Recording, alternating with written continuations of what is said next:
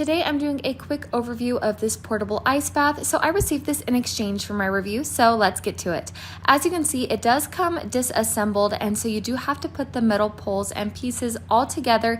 It's actually quite simple and probably took me a total of 10 minutes to assemble it and get it all ready. All of the materials felt very nice and very high quality while I was putting it together. So this is the finished look, and so as you can see, it's actually a decent size. And something interesting to note is that the bottom of the ice bath is actually quite squishy and comfortable.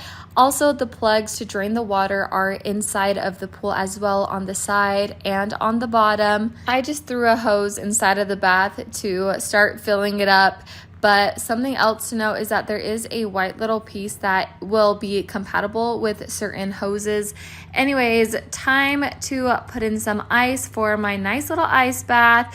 And yes, it was freezing. It took me a second to be able to get all the way in the water because it actually was quite cold.